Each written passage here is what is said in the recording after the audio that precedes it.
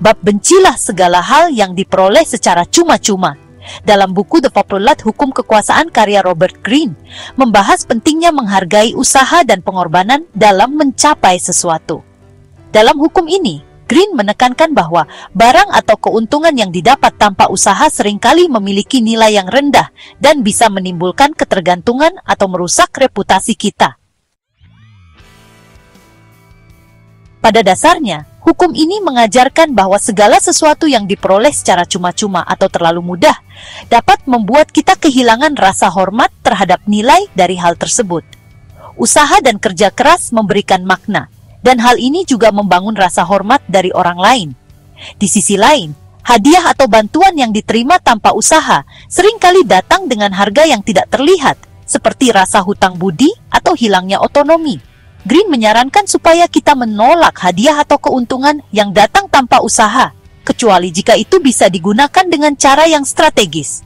Menjaga citra sebagai seseorang yang mandiri dan berprinsip lebih penting daripada menerima sesuatu secara cuma-cuma.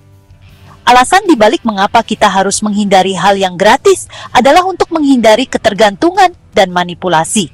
Karena ketika kita menerima sesuatu tanpa usaha, kita seringkali merasa berhutang budi kepada pemberi. Hal ini bisa digunakan sebagai alat untuk memanipulasi kita. Selain itu, barang atau keuntungan yang diperoleh tanpa usaha cenderung memiliki nilai yang rendah, baik secara material maupun emosional, sehingga orang lain juga akan melihat kita dengan cara yang sama. Kemudian jika kita dikenal sebagai seseorang yang menerima segala sesuatu secara cuma-cuma, kita dapat dianggap lemah atau tidak kompeten. Hal ini dapat merusak reputasi kita di mata orang lain. Dan ketika kita terbiasa menerima sesuatu tanpa usaha, kita akan kehilangan dorongan untuk bekerja keras. Hal ini dapat menghambat perkembangan pribadi dan profesional kita. Prinsip-prinsip dalam menerapkan hukum ini: 1. Menghargai usaha. Kita harus fokus pada usaha yang kita lakukan untuk mencapai sesuatu. Hal ini tidak hanya akan memberi kita kepuasan, tetapi juga akan meningkatkan rasa hormat dari orang lain. 2. Menolak dengan elegan. Jika kita harus menolak sesuatu yang diberikan secara cuma-cuma, kita harus melakukannya dengan cara yang sopan dan elegan. Hal ini akan memperkuat citra kita sebagai seseorang yang mandiri.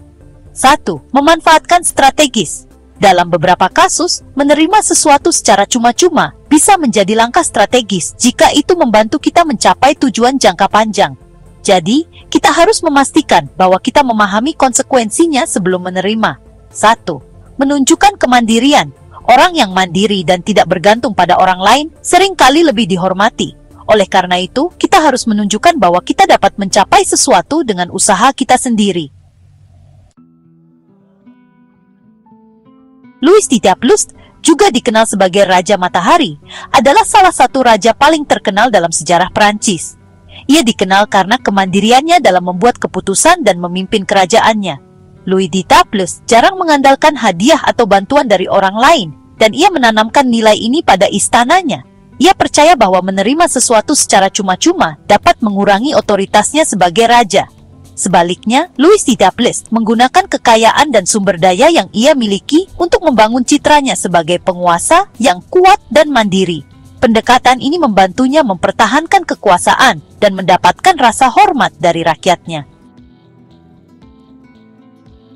Cara menerapkan hukum ini: 1. Membangun reputasi sebagai pemberi alih-alih menerima. Jadilah seorang yang dikenal sebagai pemberi. Hal ini akan meningkatkan citra kita sebagai orang yang dermawan dan berkuasa. 2. Menetapkan batasan yang jelas. Kita jangan takut untuk menetapkan batasan dan menolak sesuatu yang tidak sejalan dengan prinsip kita. Orang akan lebih menghormati kita jika kita memiliki standar yang jelas. 3. Menginvestasikan pada diri sendiri. Menggunakan waktu dan sumber daya kita untuk meningkatkan keterampilan dan kemampuan kita.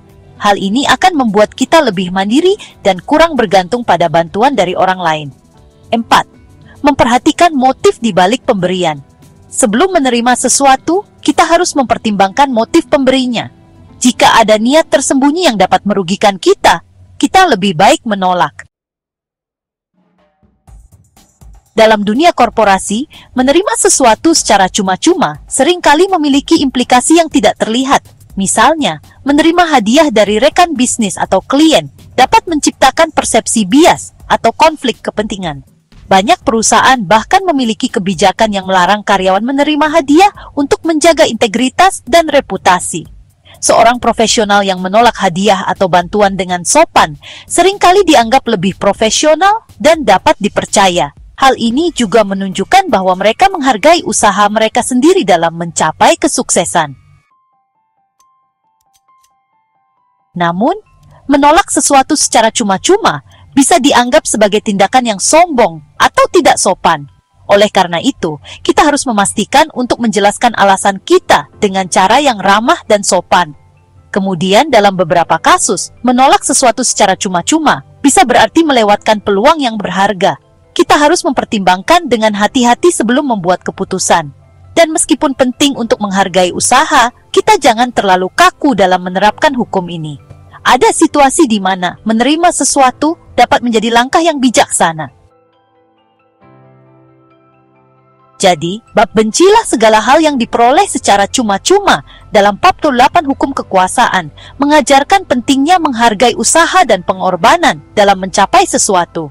Dengan menolak hal-hal yang diperoleh tanpa usaha, kita dapat membangun reputasi sebagai seseorang yang mandiri dan dapat dipercaya. Namun, penting untuk menggunakan hukum ini dengan bijaksana dan mempertimbangkan konteks serta konsekuensinya. Strategi ini tidak hanya membantu kita menjaga integritas dan reputasi, tetapi juga mendorong kita untuk terus bekerja keras dan mencapai tujuan dengan usaha kita sendiri. Dengan demikian, kita dapat meraih kesuksesan yang lebih berarti dan dihormati oleh orang lain. Untuk mendapatkan buku Map 8 Hukum Kekuasaan karya Robert Greene, klik tautan pada deskripsi video ini untuk melakukan pembelian secara online di bellbook.com. Bellbook.com adalah toko buku online yang sudah berdiri sejak tahun 2009 dan melayani pengiriman ke seluruh wilayah di Indonesia.